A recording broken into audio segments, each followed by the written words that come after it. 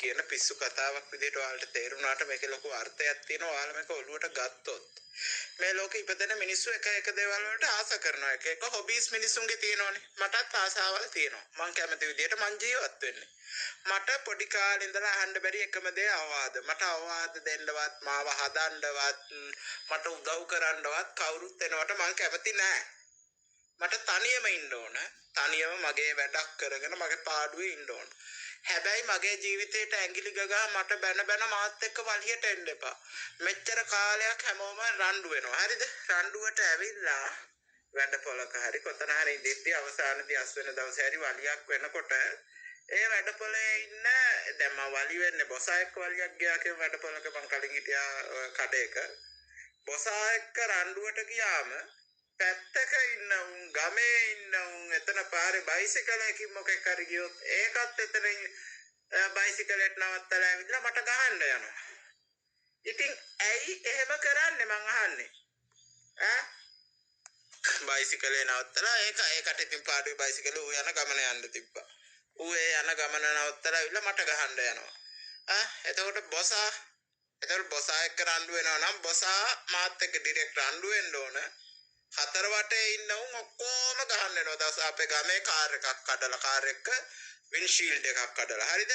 Car එක වින්ෂීල්ඩ් එකක් කඩලා කැඩුවේ මට මේ ගමෙන් තියෙන පීඩනේ හින්දා. අපේ ගමට ආපු කාර් එක වින්ෂීල්ඩ් එකක් මං කැඩුවේ. ඊට පස්සේ ගමේ මිනිස්සු ඔක්කොම මට වෙලා ගහද්දි ගමේ ඉන්න අමනයෝ හතර වටේ ඉන්න ඔක්කොම ඇවිල්ලා මගේ කනට ගහනවා. ඉතින් කැඩුවේ කාගේවත් කාර් එකක් අමාරුව තියෙන හතර වටේ උඩ. ඒක චණ්ඩි වෙන්න පොරවල් වෙන්න හදන්නේ. ඒ කියන්නේ මං කරපු මොකද්ද මට ඕන ජීවිතයයි නැත්තේ. ඇයි විරුද්ධ වෙන්නේ? මං දාන පෝස්ටර්ස් වලට ඇයි විරුද්ධ වෙන්නේ? ඇයි මං දාන ෆොටෝස් වලට විරුද්ධ වෙන්නේ? ඇයි මට ඉඩ දෙන්නේ නැත්තේ මේ ලෝකේ ජීවත් වෙන්න? මාත් මිනිස්සෙක්. ඇයි මගේ දුක උඹලා විහිළුවට ගන්නෙ? ඇයි ඒවට hina වෙන්නේ මං අහන්නේ? ඇයි මෙච්චර කාලයක් එහෙම කරන්නේ? මගේ ඇස්වල තියෙන ගින්දර උඹලට තේරෙනවද? මගේ හදවතේ තියෙන ගින්දර උඹලා දන්නවද නෑනේ? උඹලා හිතගෙන උඹලා විතරයි කෙල්ල වාසරේ කරලා තියෙන්නේ.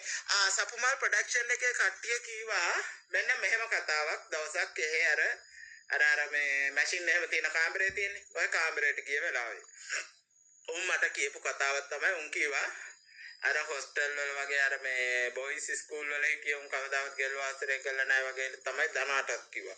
අනේ මේ මම පුංචි කාලේ ආශ්‍රය කරලා තිනවා දිල්කි. එතකොට අපේ ගෙවල් ළඟ එයාට ශානිකා කියලා කිව්වා දිල්කි කියලා කිව්වා. ඒකී මාත් එක්ක පොඩි කාලේ එකට කැලේ ඉඳලා නිදාගත්තා. අපි එකට සෙල්ලම් කරා එකට පොම් පිට්ටු ඇදුවා. පොඩි කාලේ ඉඳලා මේ වෙනකන් එක තැන් වල එක කෙල්ලෝ හම්බ වෙලා තිනවා කතා කරලා තියෙනවා.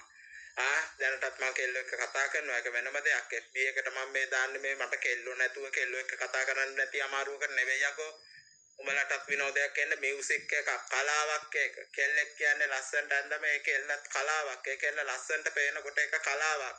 උඹලට ඒ දේවල් ලැජ්ජයි. උඹලා ඒ දේවල් ප්‍රදර්ශනය කරන්න ලැජ්ජයි. උඹලා හින්දි සින්දුවක් බලන්න ලැජ්ජයි. හින්දි සින්දුවක් බැලුවොත් උඹලා හිතනවා ඕක කුණු හarpයක් කියලා. එතකොට හින්දි සින්දුවක ගර්ල් කෙනෙක් කොටට ඇඳගෙන නටනකොට උඹලට පේන එක කුණු හarpයක් විදියට.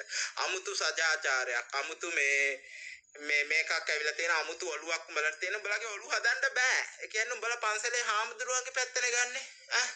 පන්සලේ හාමුදුරුවා කියන එක දෙන දේවල් උඹලා ඔළුවට ගන්නවා. පුතේ මෙන්න මේක කරපල්ලා මේක මේ සංස්කෘතියට හරි නෑනි කියනකොට උඹලා ඒක ඔළුවට ගන්නවා. ඇයි බං උඹලා ඔය විදියට හැසිරෙන්නේ? උඹලා ආගමට ඉඩ දෙන්නේ. ආගමට ඉඩ දීපල්ලා. ආගමත් දැන් වෙනස් වෙලා තියෙන ආගම මාකටිං එකක් කරගෙන අර 70 බොරුවට චීවරධාරියෝ සල්ලි හොයන්නේ එහෙන්. හරිද? එතකොට දුක මිනිස්සුන්ගේ දුක මාකට් කරගෙන. එතකොට පල්ලි වල හරියට මෙයාලා නෑ කවුද ෆාදර්ස්ලා ඔක්කොම ඉන්නේ බොරු කරන ෆාදර්ස්ලා ඉස්සරහිට. එතකොට ස්පිරිතාල වල ඇත්ත නර්ස්ලා නෑ. නර්ස්ලා ඔක්කොම හරියට හෙදියක් නම් ගරුත්වයෙන් ආදරෙන් මේ රෝගීන්ට සලකන්න ඕන. අවංක හෙදියෝ නෑ. අවංක පොලිස් නිලධාරියෝ අවංකව සේවය ඉෂ්ට කරන්නේ අධාර්මික රටක් වෙලා තියෙන්නේ මේක. මිනිස්සුන්ට කිසිම දෙයක් තේරෙන්නේ නැහැ. දුක කියනක තේරෙන්නේ නැහැ. මං ටවුන් වල අතරමං වෙලා මට ගෙදර එන්න සල්ලි ඉල්ලුවම සමහරු පුකට පයින් ගගහ කුණු හarpෙන් බැන මගේ අසරණකම විහිළුවකට අරන් මට ගහන්න ආවා. ඇයි මට එහෙම අසරණකම් කරන්නේ බං?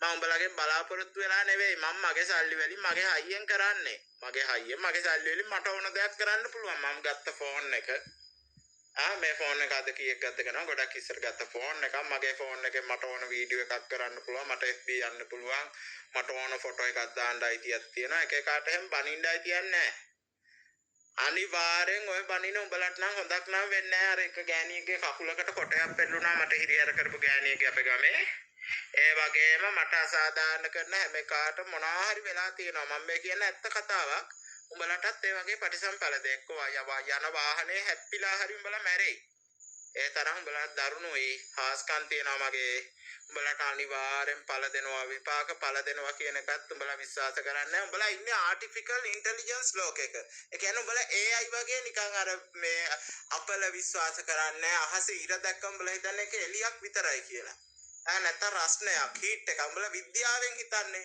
මම හිතන්නේ විපාක ඵල දෙන ලෝකයක මං ඒව තේරුම් අරන් ජීවත් වෙන කෙනෙක් දෙවියෝ කියලා කෙනෙක් ඉන්නවා මේ ලෝකේ ශක්තියක් තියෙනවා විශ්ව ශක්තිය කියලා දෙයක් තියෙනවා අහසේ ඉරට වැන්දොත් උඹලා හිතන්නේ මම මෝඩෙක් කියලා ජ්‍යොතිෂය උඹලා විශ්වාස කරන්නේ නැහැ උඹලා හිතන්නේ ඒක මෝඩකමක් කියලා උඹලා ඔය බනලා නිඳා කරන්නේ කාටද කියලා උඹලා දන්නේ නැහැ මම මෙච්චර කාලයක් එකමලට කියවේ නෑ අනිවාර්යෙන් කවදා හරි උඹලට විපාක ඵල දෙන දවසට පුතේ එදාට උඹලට තේරෙයි කාටද උඹලා බැන්නේ කියලා කාටද බැනලා කට වරද්දාගත්ත කියලා මට තේරෙයි මට නෙවෙයි මං වගේ මට විතරක් නෙවෙයි මේ ලෝකේ කාට වුණත් මොන මිනිහට වුණත් මේ ලංකාවේ ඔහොම බැනිනවා නම් ඔක්කොම එකතු වෙලා ඔක්කොම එක පැත්තක් වෙලා තනි මට මෙහෙම පීඩනයක් දෙද්දි මං කොහොම දරා ගන්නද?